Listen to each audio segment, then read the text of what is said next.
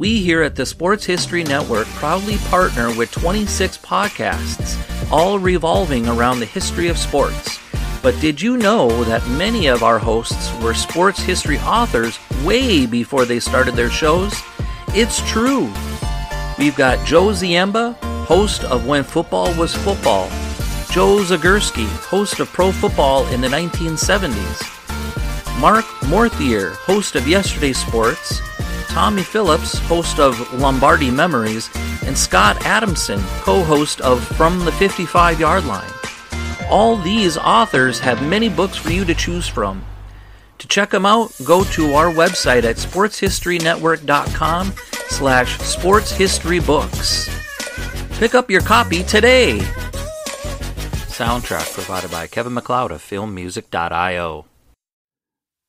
This podcast is part of the Sports History Network, your headquarters for the yesteryear of your favorite sport. You can learn more at sportshistorynetwork.com. Hello again, I'm John Gidley, and welcome to another trip into the football attic. I've decided to break from my current format, at least temporarily, of detailing forgotten games, players, teams, etc. in NFL history, just so I don't run out of ideas too quickly. For the next couple of shows, I'm going to switch to an interview format, interviewing people who have a similar kind of knowledge and interest in the NFL as I do. And I figured that there was no better place to start than right here in the house with my dad, Chris Gidley, who probably, if he wasn't into football, I probably wouldn't have been either. So, Dad, welcome. Thanks for being my first ever guest on the Football Attic. Oh, I'm honored. Thank you for having me. So you are a lifetime fan of the Philadelphia Eagles. That is correct. It's Eagles fans of my generation, who are my age, would probably be... I think they're pretty spoiled with the Super Bowl win 3 years ago, a lot of the good Donovan McNabb teams in the 2000s. They'd probably be pretty surprised to learn that the Eagles, when you were a kid, particularly in the early 70s, were one of, if not the worst team in the NFL. There was a period where the Eagles were just frighteningly bad. If you go, say, in my lifetime, let's say 69, 70, 71, 72, 73, those years were so bad. The pre-Dick Vermeil Eagles were bad. The Eagles were a doormat, a real doormat. But they looked good. But they looked great in those uniforms. The white helmet Eagles. The white helmet and the green wing and the actual Kelly green. So... the majesty. The majesty of it all, yes. So, you don't really remember the Eagles playing at Franklin Field. Your memory kicks in with... That predates my memory around just the time they started by a little bit, yeah. Yeah, so my memory of the Eagles would be their entry into Veterans Stadium, and after that, I guess probably one of my earliest Eagles memories would be a game in Washington at RFK in the snow in December of 73. The same day, it must have snowed up and down the East Coast, the same day that O.J. Simpson broke the rushing record for 2,000 yards. That day, I remember that distinctly, watching that on television. Yeah, you were flipping back and forth between the Eagles game on CBS and the Bills-Jets game on NBC. I guess so, yeah. So, around that time, 73 was also the first year that Mike McCormick became the head coach of the Eagles. I believe, what was he, offensive line coach or something in Washington for George Allen. That was also the first year that the Eagles acquired Roman Gabriel in a trade with the Rams, who had been one of the best quarterbacks in the NFL. I think he was the MVP in 1969. And even though that was kind of the tail end of his career and his Eagles years weren't that productive, he was probably the best quarterback the Eagles had in a decade, probably since Sonny Jurgensen. You're probably right about that. He was, let's face it, about Roman Gabriel, the trade was very high risk. They gave up probably way too much for him. A lot of draft picks. And he was at the tail end of his career where you could maybe bleed 2 or 3 good seasons out of Roman Gabriel. I don't know what the thinking was. He was, I saw Roman Gabriel probably in his first training camp at Widener. Went with my uncle. And I remember going there in the summer. Harold Carmichael was a big phenomenon too, because he was 6 feet 8 inches. Yeah, hard to miss him. And you couldn't miss him.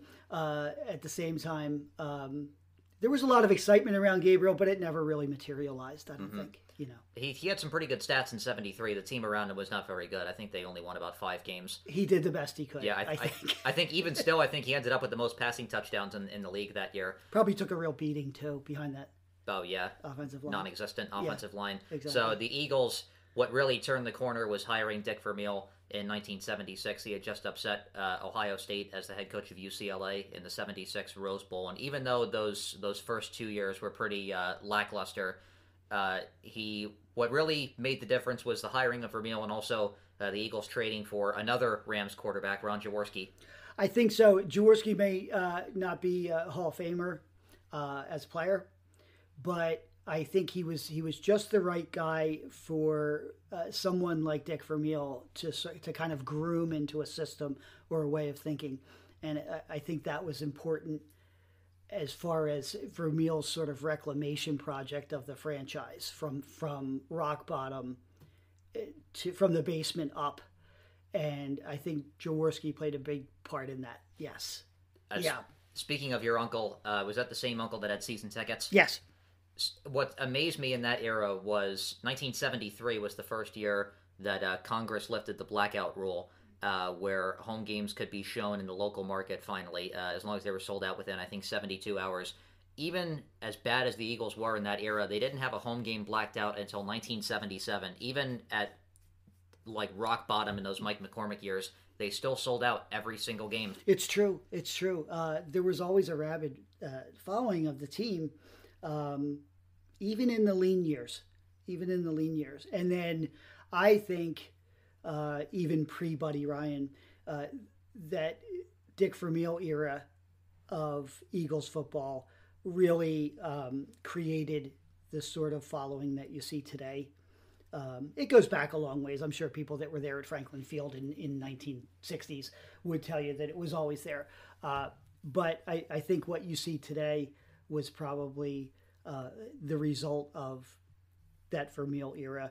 Keep in mind, going from firing Mike McCormick to hiring Vermeil and a pretty poor Eagles team, he needed to rebuild that team a lot. I think they only won 4 games each of his first 2 years. Yeah, it was rough going in the beginning.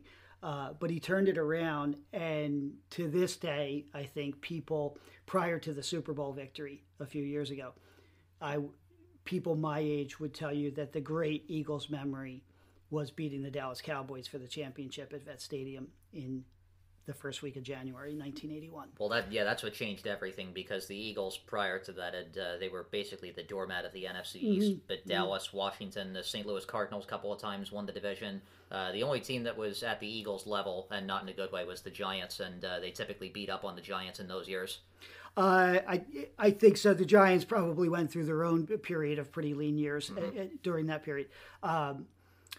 Ask anybody my age or from my generation, and they'll tell you the single great memory is the Eagles beating the Cowboys and Wilbur Montgomery taking running that touchdown 50 yards. And that's how, that's in like almost the first play from scrimmage, second, third play from scrimmage, and boom, the game was probably over at that point. Lights out. Yeah.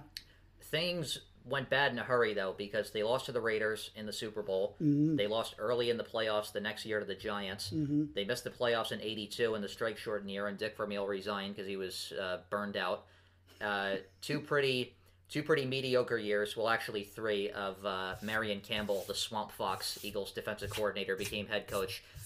Pretty forgettable 3 years. 1984...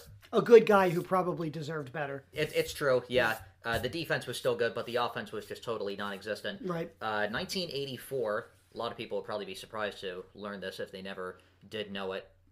Towards the end of the 1984 season, the Eagles announced that they were going to be moving to Arizona at the end of the regular season because apathy had kind of set in. A lot of the home games weren't selling out, and the Eagles owner, Leonard Tost, supposedly had some gambling debts that needed to be paid off. Do you remember this? Yes, I remember it very well. I remember this very well. I remember the threat was real. It wasn't just a sort of veiled threat like, give me everything I want from the owner, or I'm moving to Phoenix. They were packing the bags, I think, ready to roll. It took a lot to keep them here. There was a lot of reasons to want to keep them here in a large sort of Eastern market, but at the same time, the threat was very real. I remember that. So you, as we mentioned, you grew up with the Kelly green, and I can't imagine how shocking it was to have grown up with a pretty simplistic, pretty standard, by-the-book Kelly green that was only tweaked maybe once or twice, and then all of a sudden in 1996 they come out in midnight green with the helmets with the 3D wing. You said when they came out that they looked like an Arena League team. I did, and I still feel that way. To go from the white helmet era, which some people really don't like, but I love it because not only is the white helmet kind of striking with that green wing, if we're going to talk about uniforms, making statements or whatever, they wore a really nice dark green jersey with it. Mm-hmm. Then to go to the sort of Jaworski, Vermeil era uniforms, which were pretty typical of the NFL at that time, but really good, and a really nice green helmet with a silver wing. Then the Buddy Ryan, Randall Cunningham era uniforms, a little more green, a little more Kelly green, equally as good. To just sort of discard all of that for what they're wearing today, which at sometimes, given the proper lighting, I'm not even sure that it's green. It comes out as sort of a tealy blue. It's true. Or something. Especially if an image is really blown up, like in a magazine, it looks like kind of a bluish teal. I don't think it typifies the team at all. I don't think it accentuates anything. I think it's time to move to a different uniform, a better one. I think there's finally enthusiasm growing because people, for whatever reason, seemed content with midnight green. At least the majority of them did for a couple of years, and now there seems to be a growing contingent that says, let's get a move on. Let's bring the Kelly green back, especially considering what some of the other teams did. The Browns went back to normal. The Chargers just blew everybody away this offseason, going back to their powder blue. Hopefully the Dolphins are right behind them, bringing back that classic teal. I hope so. I hope the groundswell of support for the change in uniform is enough to actually get somebody to do it. The Super Bowl victory 3 years ago obviously meant the world to the city and its fans. Mm-hmm. The Eagles have had a lot of pretty bad memories where all you need to do is say 2 or 3 words and you just go, ugh. Yes. The Fog Bowl, all those NFC Championship game losses, the last game at the Vet against Tampa Bay. Was that Super Bowl victory enough to right all of those wrongs? Yes, in a word, yes, absolutely. I'm good for a lifetime now, if that's the way you need to look at it. And would it be great to have dynasties and things like that, like the Patriots? That would be wonderful. At the same time, I'm okay with that. That singular Super Bowl victory and the manner that they did it, the manner in which they did it was against perhaps the great team of this era, the New England Patriots, and they beat them in a shootout. Yep, not even if you didn't have a rooting interest, it was still a wildly entertaining game. It was, and for them to get a victory like that, and the parade and everything, that all the ghosts are gone now. All the bad feelings are gone. Yep, Nick Foles. When you grew up, there were only... Another way that football fans my age are kind of spoiled today is because it seems as though almost every game is nationally televised. Back then, in your era, you probably had one Eagles game on CBS, one AFC game, maybe 2 if you were lucky on NBC, or maybe CBS would have a doubleheader if the Eagles were on the road. Yes. And then there was Monday Night Football on ABC, and I think the sad thing about Monday Night Football today is that it just feels like another game, and it's not an event that it probably was when you were a kid. Is that right? I think you're right about that, and I love the fact that we can pick and choose all these games and everything now, but there seems to be maybe a little bit too much. Too much might be too much is too much. Yeah, it's true. Yeah, I remember a guy saying that they should have back in the 70s, they abided by the old show business adage, leave them wanting more. Leave them wanting more, and I guess everybody, probably the people that grew up in this area during my lifetime, will tell you that most of the Eagles games were at 1 o'clock, and then you switched channels over to NBC, and Dick Enberg would always do the West Coast game or a game from Denver, but it was San Diego, Oakland, Denver, that era, and Dick Enberg always showed up at that 4 o'clock game with Merlin Olsen. Oh my! What made them great? And you'd probably, I know that you think Pat Summerall is probably the best announcer that you've ever heard, especially his years with Tom Brookshire. Yes, Pat Summerall was the best. I think Pat Summerall was the best play-by-play guy in football that I can remember that I've in my lifetime. But Dick Enberg and Merlin Olsen in that era were a very strong counterpart, especially it's close, number two. Especially considering the chemistry that they had because they had known each other for so long. Because prior to joining NBC, Dick Enberg was the voice of the Rams, and of course Merlin Olsen was on those Rams teams with the Fearsome Foursome. So they had known each other for probably about a decade before they started announcing together at NBC. Dick Enberg was a great announcer. Merlin Olsen was a pretty good color analyst. Pat Summerall, I think, was the gold standard, and he really had no training or anything in radio or television. That's true. He was a former NFL player, star, and it sort of made the transition to broadcasting in a big way. Flawlessly. Yes. Also in that era, Pat Summerall and Tom Brookshire co-hosted a show from NFL Films called This Week in Pro Football, which would air about the Friday or Saturday before the week began, and they'd recap the games from weeks past with the classic NFL Films music. Yes. Only that, and I think the 90s era NFL primetime with Chris Berman and Tom Jackson are probably the two best highlight shows I've ever seen. Sure. It's what made NFL Films. NFL Films probably something very special as far as the four major sports go. I think that's what sets the National Football League apart from others, is they filmed everything and they have it performed at a really high level of craftsmanship. Someone called it the biggest in-house PR machine in the world. I think so. I'd agree with that.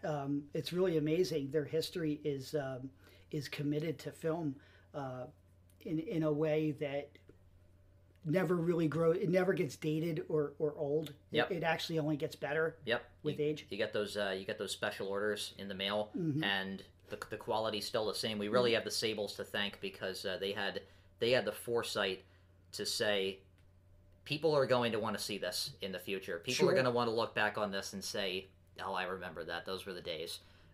It's really amazing that, and it's been able to hold up through all these years, too. It's still basically the same product. Obviously, both of the Sables have passed away, unfortunately. There's no more, sadly. There's no more John Facenda. There's no more Harry Callis. But it's still, at its root, it still completes the mission that the Sables sought out to perform in the 60s, that football is a glorious game, especially in slow motion with epic Wagner sounding music in the background. Not to get too far off the path here, but if you're talking about the people who revolutionized football, the game that we know it today, the monster, the money-making monster that it is now, is Pete Rozelle, because he had a background in public relations and he elevated football out of the dark ages into something that everybody wanted to see. Number one. Number two, Roone Arledge at ABC for creating Monday Night Football and making it a primetime event as opposed to just the Sunday church game. Also, I would say Joe Willie Namath for making it into show business.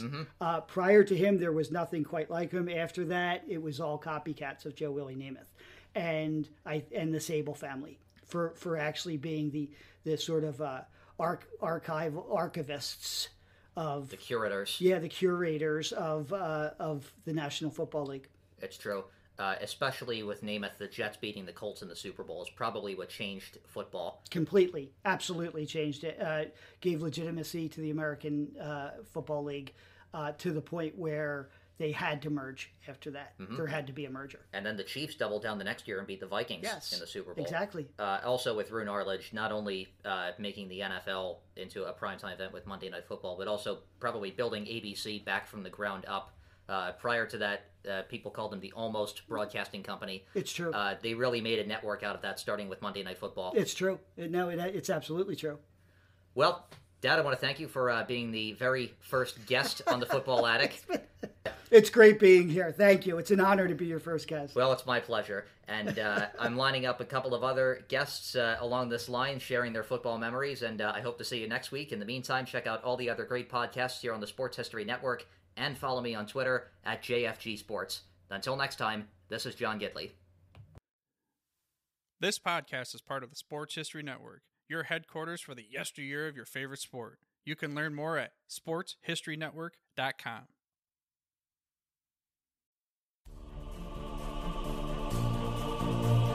We at the Sports History Network are thrilled to work with our sponsors and partners. With their support, we are able to produce great content for you.